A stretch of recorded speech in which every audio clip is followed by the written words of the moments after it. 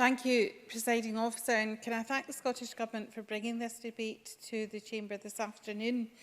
As the granddaughter of migrants, it becomes very personal for me when we're talking about migration and how welcomingly we are as a country. It's something I've spoken about many times.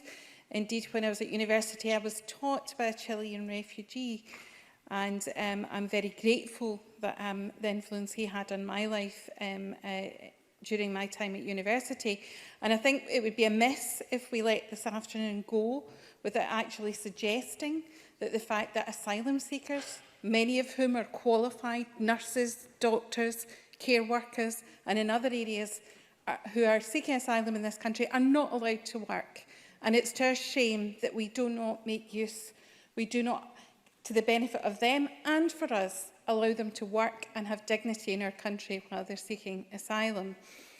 So I would say to Mr Cameron, if indeed the UK Government is a listening government, please listen to those pleas made many times from this place, and also to the plea about things like the Fresh Talent Initiative, which was to the benefit of Scotland, something unique to Scotland, in encouraging people who came to study here to live and work after their education time in this country. Something taken away from us and reinstated for three universities in England. And I think that it's a shame that we don't have those opportunities for people coming. It's also a shame that, like the convener of the European Committee, my own committee has been trying to get a minister from the UK Government to come and speak to us about the impact of Brexit on our higher and further education institutes, and we have yet to have someone do that. We've had arranged meetings on many occasions, but quite a few ministers have changed position, and we've never yet had someone come to our committee to discuss these issues. And today, we talk, and we're supposed to be grateful for the fact that European citizens can apply for settled status. I can't help thinking that's no replacement for the rights that have been stolen from them to live and work in the UK as European citizens. And I regret the loss of their rights, as I regret the loss of my own rights to do the same in the European Union, and particularly the rights of my son, who, a young man at 23 now, can no longer choose to live and work in the European Union, when only a few months ago those options were open to him. I'd like to talk about what the Scottish Government has been doing in terms of the care, and I want to reference the COSLA, NHS Scotland and Healthier Scotland Scottish Government report, the Integrated Health and Social Care Workforce Plan for Scotland, that was published in December 2019. And in the opening comments from the Scottish Government and COSLA, it says in that every day the many thousands of people who work in our health and social care services display extraordinary leadership, professionalism, skill and knowledge. In everything they do, they demonstrate outstanding personal commitment. It follows that the planning carried out to recruit, deploy, nurture and retain this vital workforce must also be exemplary.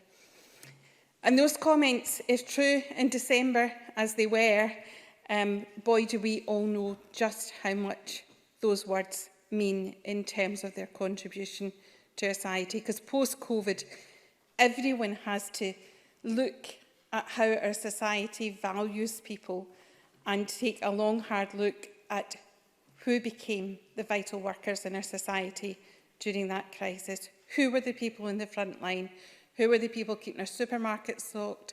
And who were actually there for our loved ones when we couldn't be because of a global pandemic?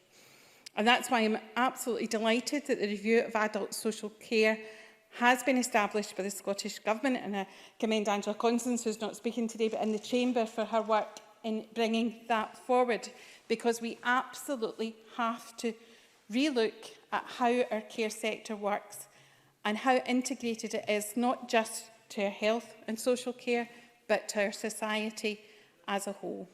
And we know the numbers. We know that we need that the care workforce stands at over 360,000 headcount, and that translates to whole-time equivalents in Scotland.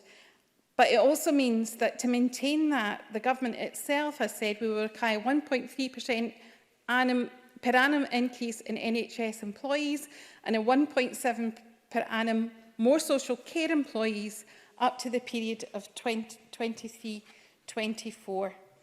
And what that means in people is that over 14,400 more home care and housing support staff will be needed. And that means that we have to all work to ensure that that's a workforce of dedicated, skilled people. We know that there is work being undergone in this area. In North Lanarkshire Council, they've instigated a care academy since 2017. So the Tory benches should be aware that we are recruiting and inspiring young people to get involved. But this is all about choice. If you choose a hostile environment, choose barriers to migration for skilled workers, choose the ending of the European rights of freedom, and choose salary thresholds above the levels of many care workers, then you're diminishing our country as a place where people want to come. And people will choose to take their skills elsewhere. This is a global issue, and we need to make sure that our country is open, welcoming, and providing real good jobs, well-paid jobs to people in the care sector going forward. Thank you, Presiding Officer.